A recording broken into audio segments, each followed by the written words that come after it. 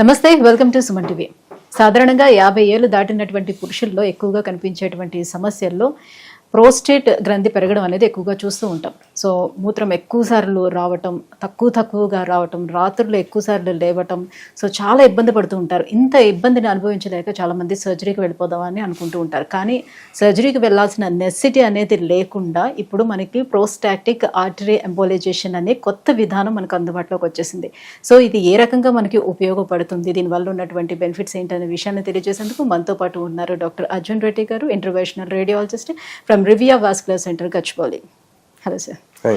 Sir, prostate గ్రంథి అనేది పురుషుల్లో ఎందుకు పెరుగుతూ వస్తుంది, అది కూడా 50 తర్వాత ఎందుకు వాళ్ళకి అవుతుంటుంది? ప్రాస్టేట్ అంటే ఒక చిన్న ఒక వాల్నట్ షేప్డ్ ఆర్గన్ గ్రంథి. మన మెన్కి యూరినరీ బ్లాడర్ కింద ఇది జనరల్ గా ఉంటుందండి. సో ప్రతి మగవారికి ఉంటుంది. ఇది నార్మల్ పర్సన్ లో ఒక 20 grams 20 ml సైజ్ ఉంటుంది. సో వయసు వచ్చే కొద్ది యూజువలీ 45 and above కానీ చూస్తే దాదాపు ఇద్దరు మగవాళ్ళు ముగ్గురులో ఇద్దరికి ఈ గ్లాండ్ వాసేది అనేది మనం చూస్తుంటాము. సో ఈ వాపు వచ్చినప్పుడు దీనివల్ల ఎక్కువగా ఎదుర్కొనే ఇబ్బందులు యూరినరీ సమస్యలు వస్తాయి. ఎందుకంటే యూరిన్ పైపు ప్రాస్టేట్ గ్లాండ్ లోపల నుంచి వెళ్తుంది కాబట్టి. సో ఈ గ్లాండ్ వాసినప్పుడు ఆబ్వియస్లీ ఆ పైప్ పైన ఎఫెక్ట్ పడి యూరిన్ అబ్స్ట్రక్షన్ వల్ల వచ్చే ఇబ్బందులు అయితే వస్తుంటాయి. సో ఇది ఎక్కువగా ఇది ఒక హార్మోన్ డిపెండెంట్ ప్రాసెస్. సో మగవారికి కొంచెం ఏజ్ వచ్చే కొద్దీ ఈ ఆండ్రోజన్ అంటే టెస్టోస్టిరోన్ మగవారికి ఉండే హార్మోన్స్ లో ఉండే ఇంబ్యాలెన్సెస్ వల్ల ఈ గ్రంథి హార్మోన్ రెస్పాన్సివ్ అన్నమాట. అంటే ఇంకా అది టెస్టోస్టిరోన్ రెస్పాన్సివ్ కాబట్టి హార్మోన్ ఇంబ్యాలెన్సెస్ వల్ల ఈ గ్రోత్ అనేది జరుగుతుంటుంది. సో ఇది గ్రో అయినప్పుడు నేను చెప్పినట్టు యూరినరీ సిమ్టమ్స్తో చాలా మంది చాలా సంవత్సరాల కొద్ది కూడా ఇబ్బందులు పడుతుంటారు. వారికి ఈ ప్రాస్టేట్ వాపు వల్లనే ఆల్మోస్ట్ చాలా మంది వరకు 50% 70% ఆఫ్ ది పీపుల్కి ప్రాస్టేట్ ఆర్గన్ అనేది ఒకటి ఉంది, అది వాసినప్పుడు ఇబ్బందులు వస్తాయని కూడా తెలియకుండా అది జస్ట్ ఏజ్ రిలేటెడ్ ప్రాబ్లం అని చాలా మంది దాన్ని ఇగ్నోర్ చేస్తుంటారు.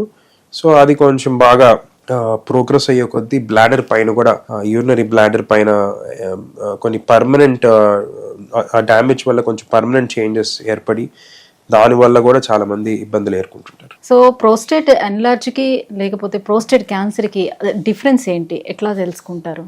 అంటే సిమ్టమ్స్ కూడా ఎట్లా ఉంటాయి రెండిట్లో? సో ప్రాస్టేట్ క్యాన్సర్ అనేది ఆబ్వియస్లీ అంటే క్యాన్సర్ అంటేనే వేరే దగ్గరికి స్ప్రెడ్ అయ్యే అవకాశం ఉంటుంది అండ్ అన్కంట్రోల్ గ్రోత్ అని అంటారు. సో ఈ ప్రాస్టేట్ క్యాన్సర్ కాకుండా ఇంకొక కండిషన్ మనం ఏదైతే మనం ఫోకస్ చేస్తున్నామో దాన్ని బినైన్ ప్రాస్టెటిక్ హైపర్ప్లేషియా అని అంటారు, బీపీహెచ్. సో బినైన్ అంటేనే నాన్ క్యాన్సర్స్ అని. సో బినైన్ ప్రాస్టెటిక్ హైపర్ప్లేషియా అంటే ఎన్లార్జ్మెంట్స్. బీపీహెచ్ అనేది మెడికల్ టర్మినాలజీలో నాన్ క్యాన్సరస్ ప్రాస్టేట్ ఎన్లార్జ్మెంట్కి వాడే టర్మ్ అనమాట. సో మెయిన్ థింగ్ ఏంటంటే క్యాన్సర్ కానీ ఉంటే ఒకవేళ ఈ పిఎస్ఏ ప్రాస్టేట్ స్పెసిఫిక్ యాంటిజెన్ అని ఒక బ్లడ్ టెస్ట్ ఉంటుందండి. సో ప్రాస్టేట్ నుంచి ఒక ఈ ప్రాస్టేట్ స్పెసిఫిక్ యాంటిజెన్ అనేది బ్లడ్లోకి సెక్రీట్ అవుతుంది, అంటే బ్లడ్లోకి రిలీజ్ అవుతుంది. సో క్యాన్సర్లో ఇది కొంచెం ఎక్కువ ఉంటుంది, అదే నాన్ క్యాన్సరస్ ఎన్లార్జ్మెంట్లో అంత ఎక్కువ ఉండదు. సో ఒకవేళ పిఎస్ఏ కొంచెం హై ఉంటే యూరాలజిస్ట్ జనరల్గా ఈ ట్రాన్స్రెక్టల్ ఎగ్జామినేషన్ అంటే ప్రాస్టేట్ని రెక్టమ్ ద్వారా కొంచెం పాల్పేట్ చేస్తారు. అక్కడ ఏమన్నా హార్డ్గా అనిపించినా లేదంటే జస్ట్ ఈ పిఎస్ఏ వెరీ హై ఉన్నా ఒక ఎంఆర్ఐ ఆర్డర్ చేస్తాము. సో లాస్ట్ 15 years నుంచి ఎంఆర్ఐ స్కాన్ రోల్ చాలా పెరిగింది ఈ ప్రాస్టేట్ క్యాన్సర్ డయాగ్నోసిస్లో, ట్రీట్మెంట్లో. ఈరోజు MRI is a vital component. So ఒకవేళ ఎంఆర్ఐ చేయించగలిగితే మనం ఆల్మోస్ట్ చాలా వరకు 90 to 95% of the significant cancers అంటే ఏదైతే ఈ ప్రాస్టేట్ అంటే ట్రబుల్ చేసే క్యాన్సర్స్ వరకు 90-95% మనం ఎంఆర్ఐలోనే ఐడెంటిఫై చేయగలుగుతాం. సో ఎంఆర్ఐ పాజిటివ్ ఉంటే వాళ్ళకి బయాప్సీ ఆర్డర్ చేస్తాము. సో బయాప్సీలో ఫైనల్ కన్ఫర్మేషన్ వస్తుంది క్యాన్సర్ అని. అదే ఎంఆర్ఐ నార్మల్ ఉంటే just non specific prostate PSA elevation అంటే ఈ గ్రంథి వాసిన దాని వల్ల కొంతమందికి పిఎస్ఏ అని పెరుగుతుంది, లేదంటే ఇన్ఫెక్షన్స్ ఏమన్నా ఉన్నా, ప్రాస్టేటిక్ ఇన్ఫెక్షన్ ఉన్నా ఈ పిఎస్ఏ పెరుగుతుంది. సో ఈ ఎంఆర్ఐ ద్వారా వీటిని డిఫరెన్షియేట్ చేయగలుగుతాం. ఇంతకు ముందు వీటికి సంప్రదాయ చికిత్సలు ఏ రకంగా ఉండేది? సర్జరీ చేస్తే దాంట్లో కాంప్లికేషన్స్ ఎలా ఉండేది? ఇప్పుడు అందుబాటులోకి వచ్చినటువంటి ఈ పిఐ ట్రీట్మెంట్ ఎలా చేస్తారు? ట్రెడిషనల్ గా ఈ ప్రాస్టేట్ ఎన్లార్జ్మెంట్ ని టియుఆర్పి అనే ఒక ప్రొసీజర్ ద్వారా యూరాలజిస్టులు ట్రీట్ చేస్తుంటారు. ఇప్పుడు కూడా ఈ రోజు కూడా అది చేస్తున్నారు. చాలా వరకు widely practice and accepted methodology. Okay.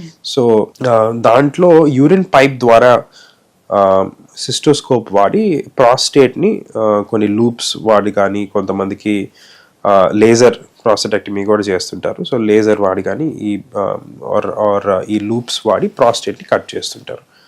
So దీని ద్వారా వచ్చే కాంప్లికేషన్స్ కానీ చూస్తే కొంతమందికి మోస్ట్ సిగ్నిఫికెంట్ అంటే అందరూ కొంచెం వరింగ్ కాంప్లికేషన్ కానీ చూస్తే ఈ యూరిన్ పైప్ అనేది ఈ ప్రొసీజర్ చేసేటప్పుడు డ్యామేజ్ అయ్యే అవకాశం ఉంటుంది. ఆబ్వియస్లీ యూరిన్ పైప్ అనేది చాలా చిన్నది, స్కోప్ పెట్టి మ్యానిపులేషన్ చేసినప్పుడు అక్కడ ఆ యూరిన్ పైప్లో డ్యామేజ్ అయ్యి యూరినరీ పైప్ స్ట్రిక్చర్ ఏర్పడే అవకాశము ఒక 3 to 5% అంటే మనం డేటాలో చూస్తుంటాము. It varies from surgeon to surgeon and area to area.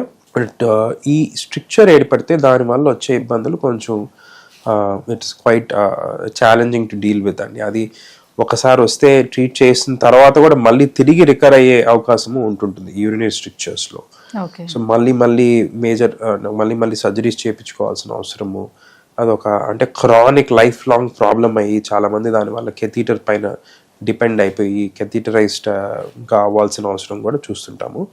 So అంత కామన్ కాదు, కానీ వస్తే ఇబ్బంది కొంచెం చాలా it's difficult condition to treat.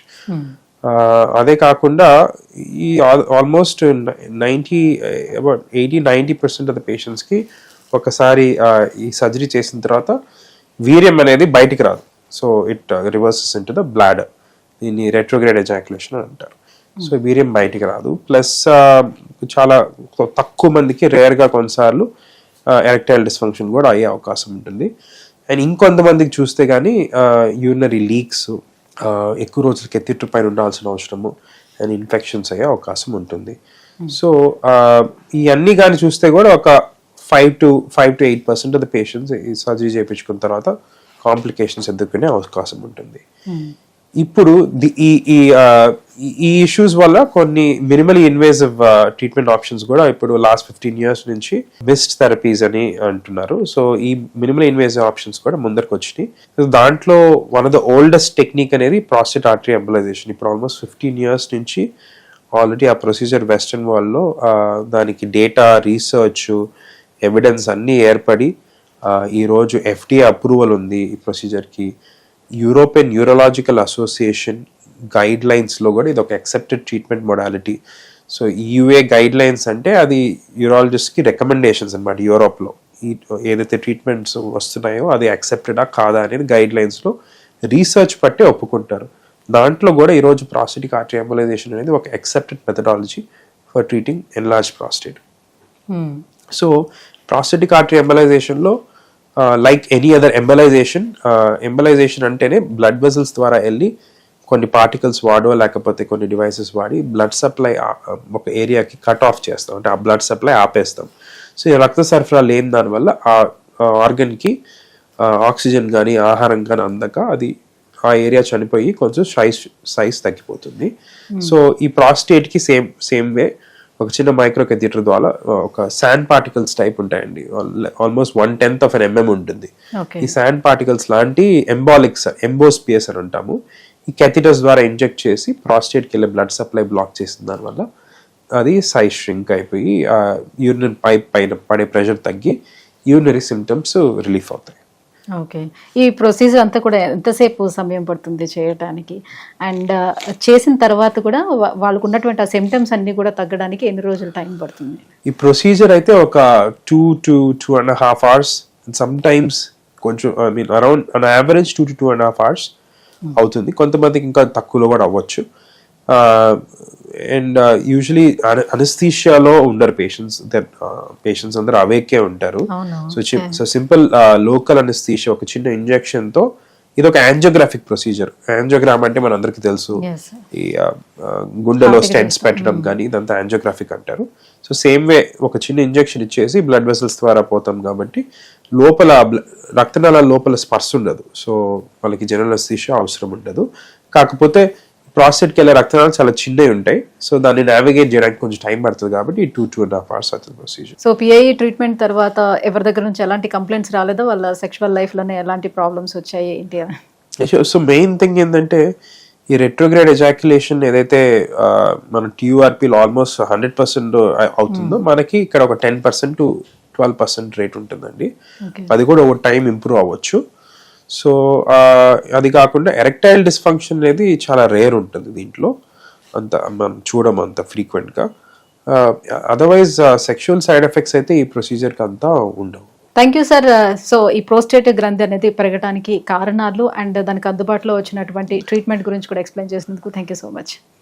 So years చూస్తున్నారు కదా, 50 years దాటిన తర్వాత మాక్సిమం మనం మేల్స్లో చూసుకున్నట్లయితే ఈ ప్రోస్టేట్ ఎన్లార్జ్ అనేది ఎక్కువ మంది అనుభవించేటువంటి సమస్య. సో ఇకపై నుంచి ఆ సమస్యను అనుభవించాల్సిన నెసిటీ అనేది లేదు, ఎందుకంటే మనకి లేటెస్ట్ అడ్వాన్స్డ్ టెక్నాలజీ అందుబాటులోకి వచ్చింది, అదే పిఐఈ ట్రీట్మెంట్. సో ఎవరైనా ఇటువంటి సమస్యతో బాధపడుతున్నట్లయితే కింద స్క్రోల్ అవుతున్నటువంటి నెంబర్కి కాల్ చేయండి, రివ్యూ వాస్కులర్ సెంటర్ని అప్రోచ్ అవ్వండి. Thank you.